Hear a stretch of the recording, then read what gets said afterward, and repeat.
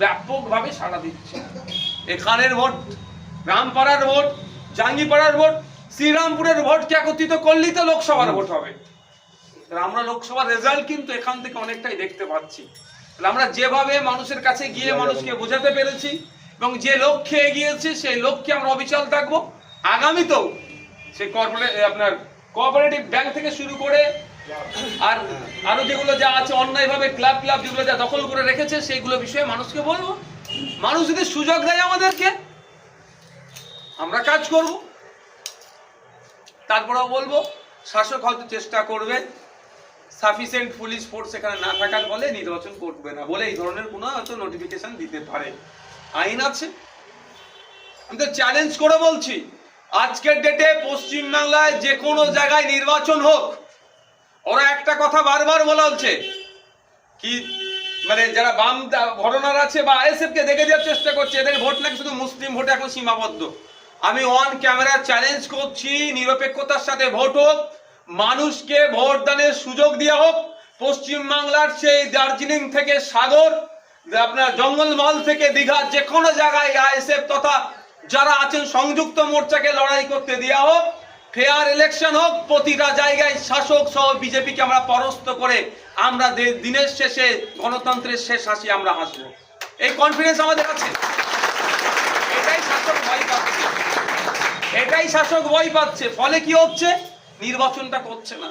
আজকে দীর্ঘদিন দেখুন না, কলেজে নির্বাচনগুলো বন্ধ হয়ে আছে, ছাত্র সংসদ নির্বাচনগুলো বন্ধ আছে। আমরা আগামী স্কুল নির্বাচনগুলোকে ওই রকম ভাবে বন্ধ করেছে। আমরা আগামী দিনে এগুলো নিয়ে আইনের দ্বারস্থ হব। তারপরেও বলবো, আরো কটা আছে, অশোকনগরে কটা মাদ্রাসা বাকি আছে, আমাদের ভাঙড়ের চালতা বেরিয়াতে আছে, আরো কটা আছে, নির্বাচন তারা করছে না। সেই বিষয়ে আমরা আইনের দ্বারস্থ হচ্ছি। জলঙ্গিত ওই মাদ্রাসা নির্বাচন করতে দেবে না, ওই শুধু ডেট এক্সটেন্ড করছিল, বাড়িয়ে নিচ্ছিল, কোর্টের আইনের চর খেয়েছিল, নির্বাচন করতে হচ্ছে। ওখানে লেফট অ্যান্ড কংগ্রেসের যে অ্যালায়েন্সে, সেখানেও আবার 6-0 করে দিয়েছে ওদেরকে। বিরোধীরা 6 পেয়েছে, ওরা শাসক 0 পেয়েছে। 4 জায়গায় এই ধরনের ওদের রেজাল্ট হবে ওরা বুঝতে পেরেছিল। পঞ্চায়েত নির্বাচনেও আমরা ফুরফুরা অঞ্চলের কথা বলছি, আমরা ব্যাপকভাবে ওদেরকে পরাজিত করতাম, অর্থাৎ শাসককে। ওরা বুঝে গিয়েছিল যখন অল্প কিছু গণনা শুরু হয়েছিল, যেই গণনা করছে সেই দেখছে শাসকের বিপক্ষে, তো ব্যালট পেপারে শাসকের বিপক্ষে আসছিল। সেই জন্য তারা আতঙ্কিত হয়ে হামলা চালিয়েছিল, গণতন্ত্রকে হত্যা করেছিল। তবে ওরা পৃথিবীর ইতিহাস পড়েনি, পৃথিবীর যে বিপ্লবের ইতিহাস তারা পড়েনি। আন্দোলনকে ওই পুলিশ দিয়ে, গুন্ডামস্তানকে দিয়ে আটকাতে পারে না। সামান্য সময় হয়তো আটকাতে পারে, কিছু সময় হয়তো আমাদেরকে ডিস্টার্ব করতে পারে।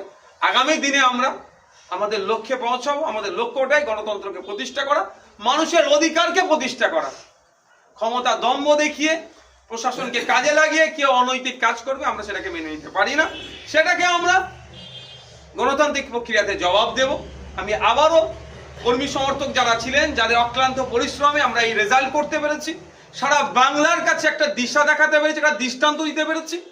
যেভাবে ওরা সংখ্যালঘু ভোটকে যেভাবে উত্তরাধিকার সূত্রে পেয়েছে, যেন জমিদারি। আর মাদ্রাসা মানে স্বাভাবিকভাবে ধরে নিয়ে আমরা, কিন্তু সংখ্যালঘু সমাজের ছেলেমেয়েরা বেশি পড়ে না, সংখ্যাগুরু সমাজের মানুষেরা মাদ্রাসাতে পড়াশোনা করে, টিচার্সও সংখ্যালঘু সমাজের আছে, তো ভেদাভেদের কোনো জায়গা নাই। তারপরেও বলো ভোট শাসকের বিপক্ষে যাচ্ছে, এটাই হচ্ছে আমাদের কাছে বড় পাওনা, যে ভোট হলেই শাসকের বিপক্ষে যাবে। হয়তো সে বাইরান বিশ্বাস হয়েছে, কিন্তু ভোটাররা কিন্তু বাইরান বিশ্বাস হয়নি, ভোটাররা শাসকের বিপক্ষেই আছে। আগামী দিনে এটাকে ধরে রাখতে হবে। ধরে রাখতে গেলে আমাদের আচার আচরণ, ব্যবহার থেকে শুরু করে আমাদের লক্ষ্য স্থির রাখতে হবে। সকলকে সংগ্রামী অভিনন্দন জানিয়ে এই বক্তব্য শেষ